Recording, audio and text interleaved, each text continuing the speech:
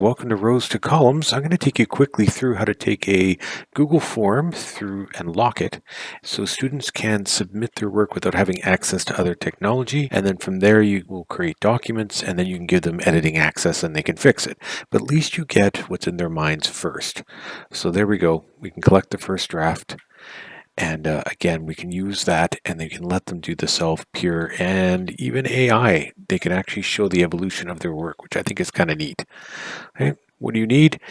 This is very, very important. They need an educational domain. So they're locked in, so they're all attached, and you actually have access to locked forms. Obviously, we need Google Forms, Google Sheets, and Autocrat, which is a Google extension. So that's right here. Mine's already installed. I'll put this link inside the description, and you can install it from there. It's pretty easy to follow. Okay, and last but not least, of course, there's going to be some warnings. When they enter the locked form, they will lose access to all the tabs as well as all their assistive technology. So all they get is basically just the form. That's it. That's all they see. So you've got certain students that need access to technology. Get them to just submit something, even, put a period, the things, and just get it submitted. And then you can turn on the editing access for them later and they can fix it. We had this happen where they lost internet access. And thankfully, when internet came back, they could go back to the form because they didn't submit it yet. They only get to submit once. And they were able to resume their work without any trouble and then submit it. So that was nice. So the other warning in here is can only submit, can only submit once. That is it. So don't try to use this if you teach like a grade 9 class and go to use it with your grade 10s the next year and the same kids are in it. This will not work well because when it submits, it doesn't go over well with the merging, so that could be bad. So here is a sample of the form, just a quick made one. Switched over to my school account so I can actually have one setting. So there's question number 1. I did a written version of this. I'm just going to add in 2 questions. Question 2, okay, I want these done, so I better lock these things, and I'm going to put these as paragraphs. So these are both paragraphs. You can add in a few. Remember, they have to be able to complete this within 1 period because they can't go back in and complete it. They can't just shut it down and go back in. That's how this thing's set up. So try to keep this thing small, whatever you think they can complete in a period or even just a little bit, just to collect up their first thoughts. Okay, so that we're going to worry about in a second. What we're going to do is some settings in here. So make this a quiz, change it to review later because you don't want it to go back in here. Here's the big one. Okay, I'm in my school account. It lets me put into lock mode. So when the kids go in, they can only see 1 tab. This I really don't care about. Responses, it's already said it's verified, which is nice. It can't edit limited 1 responses. So this one sort of takes care of all of this. So now it's set up to be used for this, which is great. Responses, I've already made the sheet. I'm just going to switch accounts, and there's the sheet right there. Okay.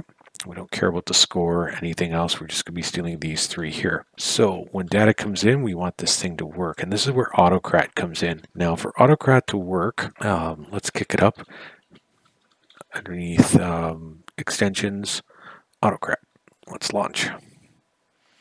Hey, Autocrat is just a really nice merging tool. Sometimes it can be a little flaky, just depends on what's going on. It's not bad. I'm just going to put in my job, call it something really good because you're going to have to run this one. I'm going to next. Now templates. This is where the fun really comes in. You can see I've already got one kind of made, but I'll make one right now. So docs.new just gives you a template. Ooh, that looks bad. Don't worry about that. Let's see. I'll just call it template and it will get called something better when I get in there. So there's a few things I want to do here. You kind of want to think about what the document looks like for the students to work with. So I'm just going to click up in the top here and I know I'm going to want student email because if I try to print this thing out, I will have the student emails at the top. Otherwise, I won't be able to tell which work is which if I go to print it. So that'll appear at the top of every document, especially if you're looking 2-3 pages. It's an easy way to track everything. Okay, and then I'm going to put question 1 and then question 1. Let's see, I'm putting those weird brackets because Autocrat will look at those and go, oh, I know those are 4 fields I need to fill in, and it will go ahead and do that. Question 2. And then we can get a little fancy here. Let's use some built-in stuff here. Let's go with subheading that, subheading that. That way it looks different and I don't have to do any work. There we go. Added fancy little line or something. But anyways, so the data will flow in here directly. So there's my template called template. Now if I go back to here, I'm going to do from drive. Now this is kind of nice. It should come up right at the top. There it is, because I just made the document. It's one bonus about making the document live. So I've selected it, my template, next. Because we put in these brackets, it already knows what these things are. So student is going to map to email address, question 1, question 1, question 2, question 2. And again, you can put in whatever you want for these things. You want the merge codes to be nice so it matches up really quickly. You don't have to worry about it. Okay, so that's done. Next, file name. Let's see that. This is kind of nice. I can put the student's email. I just call it draft or whatever I want. I want them all as Google Docs. You could make them as PDFs, but then they can't edit them. So there's a Google Doc, and I want it in multiple. I want to make a document for each child. Next, where do I want this to go?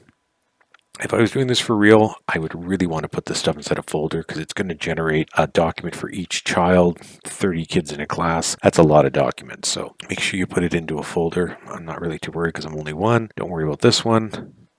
Merge conditions, super cool, but we don't have to worry about it. Do I want to share the doc? Yes, I do. What do I want it as? Now here's the painful part. If I set this as view only, then I have to go through every doc and turn on editing. That's the only problem with this setup.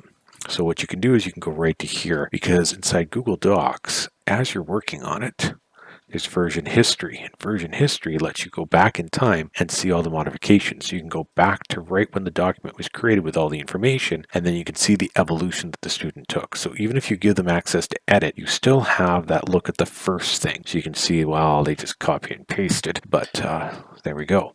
Okay, so I'm going to leave mine as editable because I want my students to modify it. It's just to catch the first version. So allow collaborators to reshare. No. Send from generic. I don't like to do generic just because the students are trying to learn digital literacy and everything. And if it's coming from my account, they know it's good. So, and since I'm sending that to, okay, that's where we go back and steal this thing again, this person. And we need to put in a subject. We can leave out the rest. So there we go. It's pretty neat. Anything else we can steal? Nah, nothing that exciting. Okay. And there we go. That should be enough. Next. Okay, so we want this to run. We don't want to sit there and have to run it every time. That'd be terrible. Every time a student submits, I'm just going to cancel that out. We want this to generate a document. So 30 kids, runs 30 times, makes it. It'll make a little list along here and show us exactly what it did. So I'm going to turn that on. But for that to work, there has to be a trigger installed. So every time there's a form submit, trigger activates and does the work that we need it to do. So I'm just going to hit yes. It's setting up the trigger for me. I don't want to do a runtime trigger because I just want it to be done every time. So I'm going to hit save. Okay. If the world ends and some stuff come in here and it doesn't actually run, you can run it manually right here. But I shouldn't have to because I just turned on the trigger. So let's put in something. Now I need to go back here. I need to cheat a little bit. I apologize. I have to turn off lock mode or it won't let me in because I'm not on a Chromebook right now. I'm on a Windows. So that could be bad. So that looks good. Publish.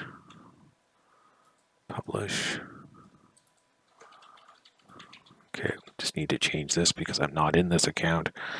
Anyone with the link. There we go.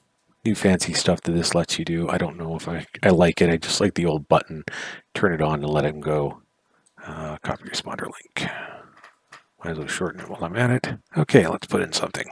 So there's the response. I used to like the ability to just hit the eyeball and get to work. It doesn't let you do that anymore. So I'm going to record my name. So there are my two wonderful pieces of information.